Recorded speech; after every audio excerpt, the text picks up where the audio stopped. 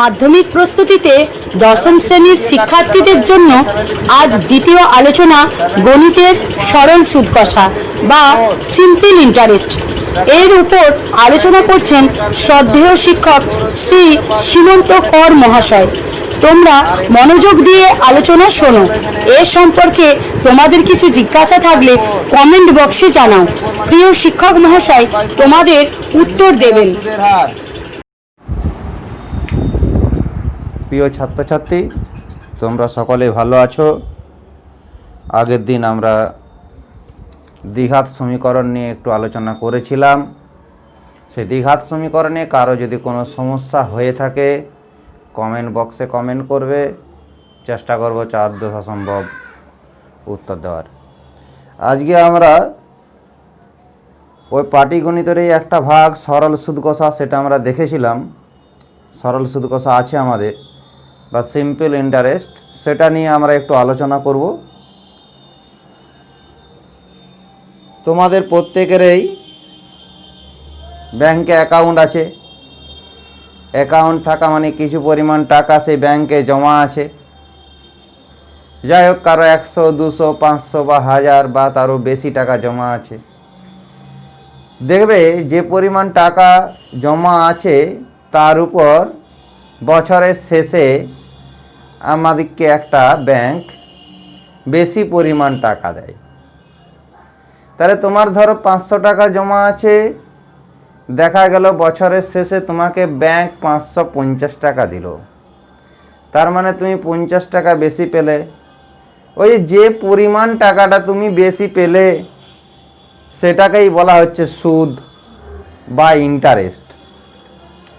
তোমার যে পরিমাণ টাকা জমা ছিল সেটাই হচ্ছে তোমার আসল। তুমি মোট যে টাকা পেলে ওই 550 টাকা, সেটা হচ্ছে সুদাসল বা সমৃদ্ধি মূল। কত বছর পর পেলে? 1 বছর পর পেলে। তাহলে তোমার টাকাটা কতদিন ব্যাংকে জমা ছিল? 1 বছর জমা ছিল। ওটাই হচ্ছে সময় বা টাইম। এই যে আমাদের 4টা জিনিস এখানে আছে, একটা সুদ আছে, একটা আসল আছে, একটা সমৃদ্ধি মূল আছে, আর একটা সময় আছে, আর একটা জিনিস রইবে ওই 500 টাকার জন্য যে 50 টাকা বেশি পেলে 100 টাকায় কত বেশি পেয়েছো। এই 100 টাকায় যে পরিমাণ টাকাটা আমরা পাই বেশি বা সুদ করতে হয় সেটাই বলা হয় সুদের হার। তাহলে আর একটা নতুন জিনিস রইবে সুদের হার। এদের মধ্যে কি রইবে? একটা সম্পর্ক রইবে। এখন আমি বলি সুদের হার জিনিসটা কি। ধরো তুমি কারো কাছ থেকে যদি 100 টাকা ধার নাও, তোমাকে যদি 1 বছর পর 110 টাকা শোধ করতে হয়, তাহলে 100 টাকায় তোমাকে 10 টাকা বেশি শোধ করতে হয়েছে, অর্থাৎ সেখানে সুদের হারটা হলো 10। তাহলে এই বা ব্যাংকে যদি তুমি 100 টাকা জমা রাখো, 1 বছর পর যদি 105 টাকা পাও, তাহলে 5 টাকা বেশি পেয়েছো, তাহলে ওই ব্যাংকের সুদের হার হলো 5। অর্থাৎ 100 টাকায় 1 বছরে যে পরিমাণ সুদ দেয় সেটাই হচ্ছে সুদের হার। তাহলে এখানে আর একটা জিনিস আমাদের আসবে, সুদের হার।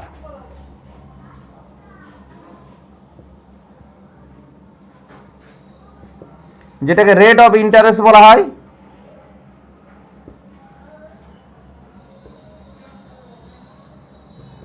Rate of interest. এরপর আমরা কি দেখব? সুদ, আসল, সময়, সুদের হার। এদের মধ্যে একটা সম্পর্ক আছে। আমি সুদটাকে যদি আই বলি, আসলটাকে যদি পি বলি, সময়টাকে যদি টি বলি, রেট অফ ইন্টারেস্টটাকে যদি আর বলি, আর পার্সেন্ট যদি বলা হয়, তাহলে এদের মধ্যে সম্পর্কটা কত না? ক্যাপিটাল আই সমান পি আর টি বাই 100। এটা হচ্ছে সম্পর্ক। অর্থাৎ মোট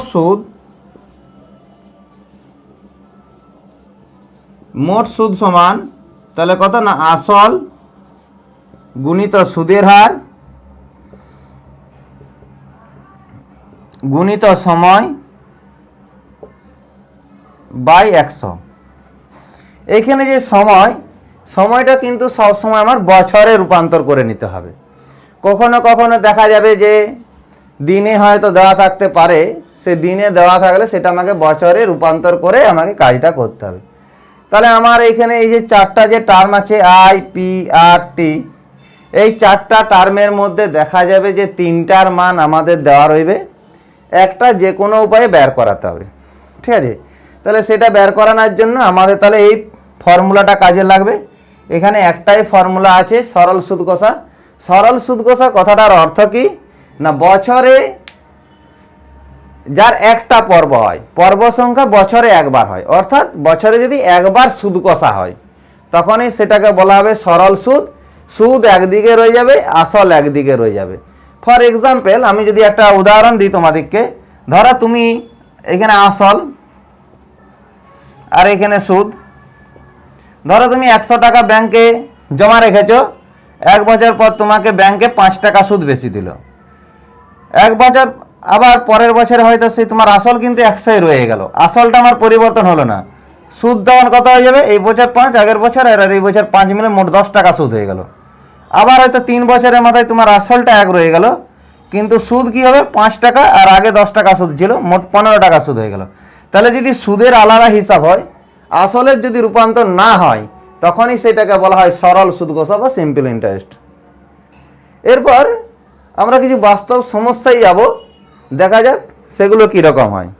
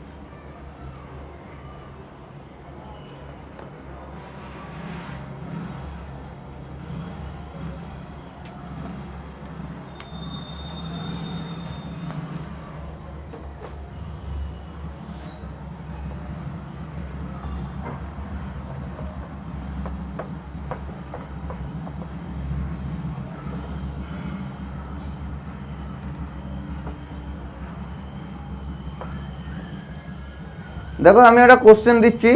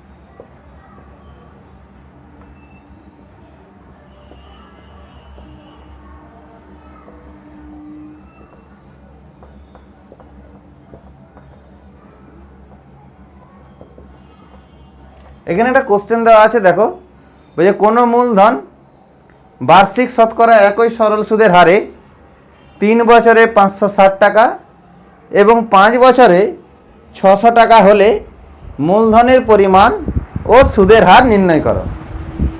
আচ্ছা, এটা একটা কোশ্চেন। আমি আর একটা কোশ্চেন দিচ্ছি, তারপরে আমি 1 নাম্বার কোশ্চেনটা নিয়ে একটু আলোচনা করব।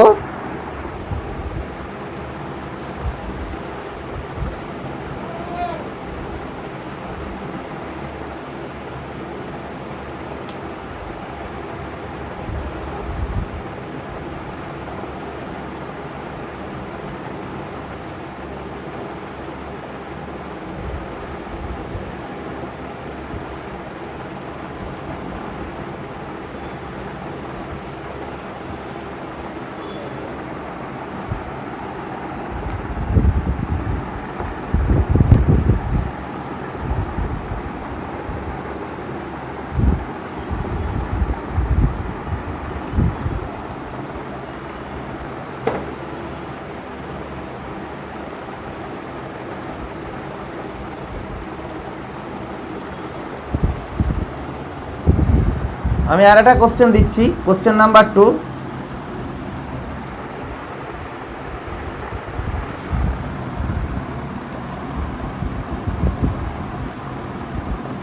$292 টাকার একদিনে সুদ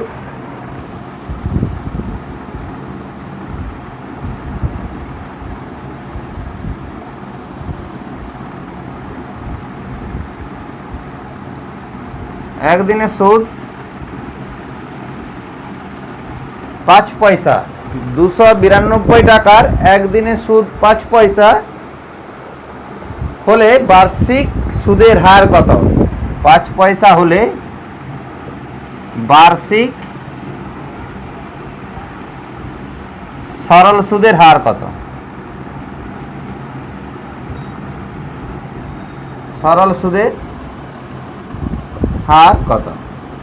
আচ্ছা, আগে আমরা 2 নম্বর কোশ্চেনটার অ্যান্সার নিয়ে আলোচনা করব, তারপরে আমরা 1 নাম্বার কোশ্চেনে যাব। 2 নম্বর কোশ্চেনে দেখো কি দেওয়া আছে, একটু ভালো করে খেয়াল করো। যে দেওয়া আছে 292 টাকার একদিনে সুদ 5 পয়সা। তাহলে আমার আসল এখানে কত? এখানে দেখো আসল দেওয়া আছে 292। তাহলে যেগুলো দেওয়া আছে আমি সেগুলো একটু লিখে নিচ্ছি আগে। তাহলে আসল যেটাকে প্রিন্সিপাল বলা হয়েছিল পি সমান 292 টাকা। আচ্ছা, একদিনে সুদ, তাহলে একদিনে মানে সময়টা কত দেওয়া আছে? সময় ব্র্যাকেটে টি, একদিন। আমি বলেছিলাম দিন থাকলে সেটাকে কি করতে হবে? বছরে রূপান্তর করতে হবে। যদি বছরে রূপান্তর করতে হয় তাহলে কত হবে? একদিন সমান 1/365 দিন। 1/365 দিন। আর কি দেওয়া আছে? সুদ। সুদ মানে মোট সুদ, ইন্টারেস্ট, আই সমান দেওয়া আছে 5 পয়সা। আচ্ছা, এটা পয়সা থাকতে পারে, এটা যেহেতু টাকা আছে তাহলে এটাকে আমাকে টাকায় করে নিলে ভালো হয়। 5/100 টাকা সমান 1/20 টাকা। এটা নিয়ে কারো সমস্যা থাকার কথা নয়। এরপর তাহলে আমার কি রয়ে গেল? সুদের হার। তাহলে সুদের হার এটা সমান আমি R% ধরে নিলাম। এরপর দেখো আমার এই নিচে পেজ নেই, আমি সাইডে চলে গেলাম ওই জন্য। তাহলে আমার 3টে জিনিস দেওয়া আছে, একটা দেওয়া নেই। আমাদের কি সম্পর্ক ছিল? যে আমরা জানি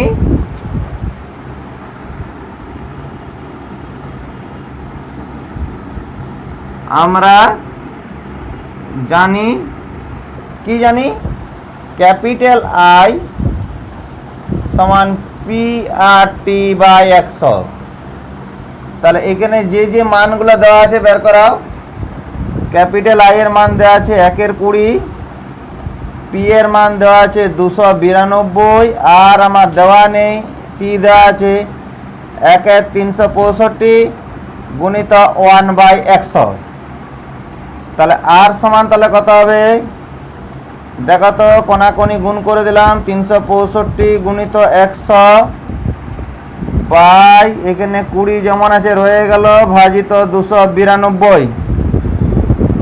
এরপর এটা কাটাকাটি করলেই আমরা আর এর মানটা পেয়ে যাব। আর এর মানটা একটু ক্যালকুলেশন করে নিতে হবে নিজে দিকে।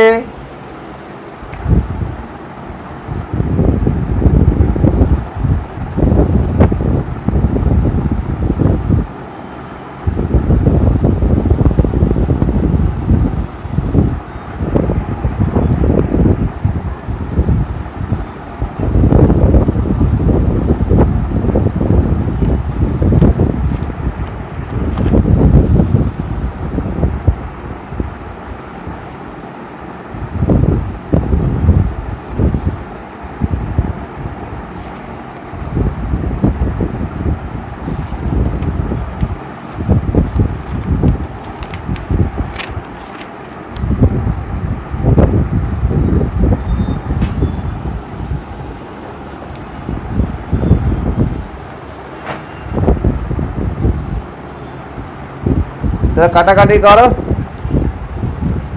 এই যে দেখো 20টা আমার 100 দিয়ে কেটে গেলে কত হবে? 5 20 105 হবে। আচ্ছা 292, এদিকে 365, 292 এদিকে 365 কত দিয়ে কাটবে একটু দেখো।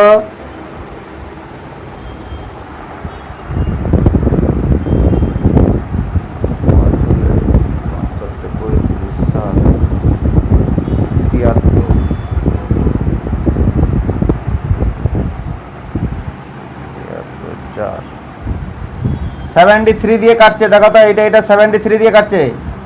73 5 73 4 দেখো 73 দিয়ে কাটলে কত হবে? এখানে নিচে 4 হচ্ছে, উপরে 5 হচ্ছে, এটা 73 দিয়ে কাটলো আর এটা 5 দিয়ে কাটলো, তাহলে আলটিমেট কত হলো এখানে? 25/4। 25/4 মানে 6.1/4। তাহলে নির্ণেয় সুদের হার, নির্ণেয় সুদের হার 6.14%। তাহলে আমাদের একটা প্রবলেম হয়ে গেল। ঠিক আছে, এরপর আমরা প্রবলেম 2তে যাব। আগে একটা ছোট প্রবলেম নিজেরা করে নিলাম, ফর্মুলাটা অ্যাপ্লিকেশনটা দেখলাম, এরপর প্রবলেম 2তে যাব, আমাদের কাজ করতে সুবিধা হবে।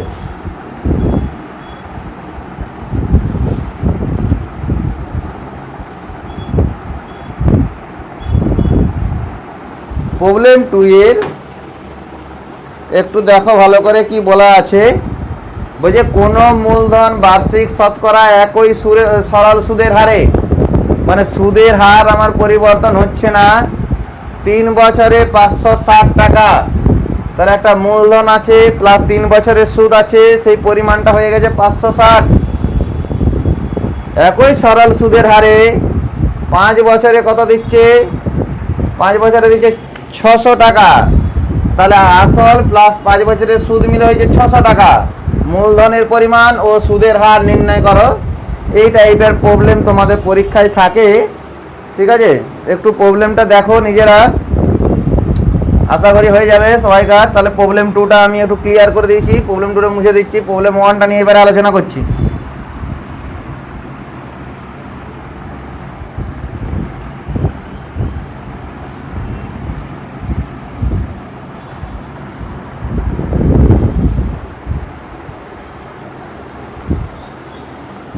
তাহলে যেটা দেওয়া আছে সেটা আমি একটু লিখে নিই। হ্যাঁ, তাহলে আসল প্লাস 3 বছরের সুদ দেওয়া আছে, তাহলে আসল প্লাস 3 বছরের সুদ,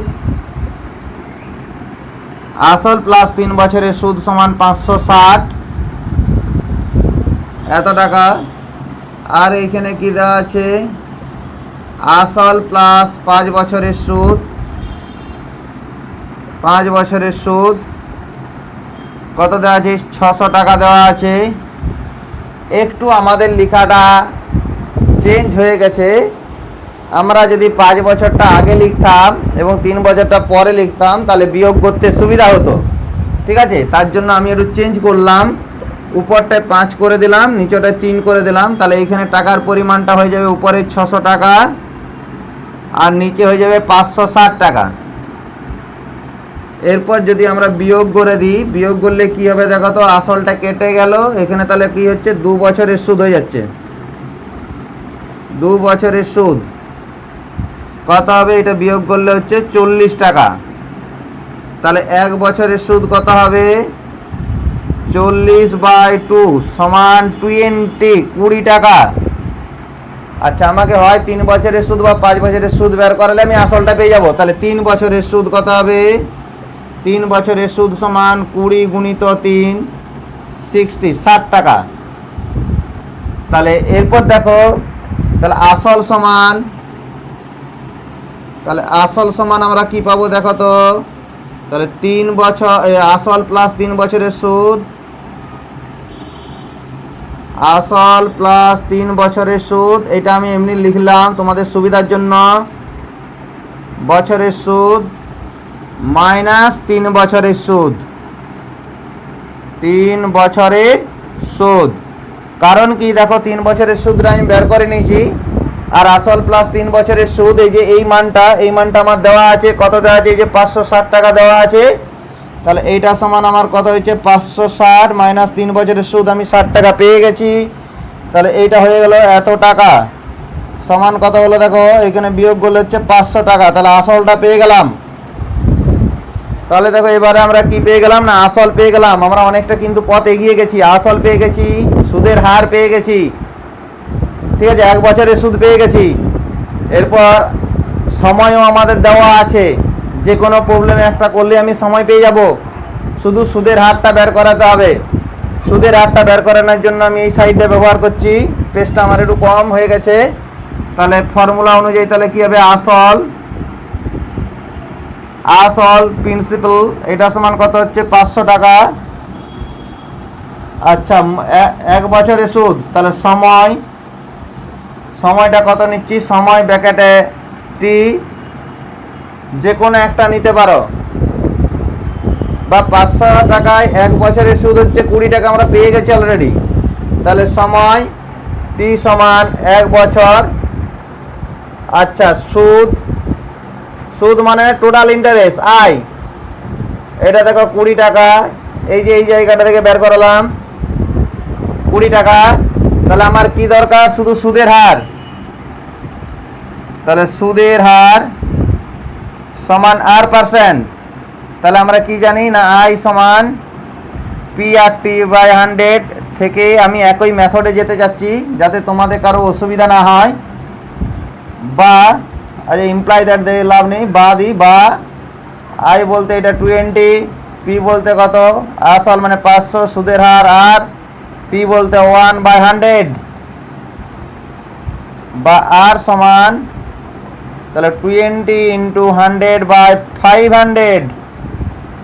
তাহলে এই দুটো শূন্য কেটে গেল, আলটিমেট 20/5। একবার আমি কাটাকাটি করতে পারতাম, করলাম নি নিজেদের সুবিধার জন্য। তাহলে আর সমান কত বেরোলো? 4। তাহলে আর সমান অর্থাৎ বার্ষিক সুদের হার, বার্ষিক সুদের হার সমান তাহলে কত পেলাম? 4%। আর আসল সমান 500 টাকা। ঠিক আছে ছাত্রছাত্রী, আজকে এই পর্যন্তই থাক। Thanks to all.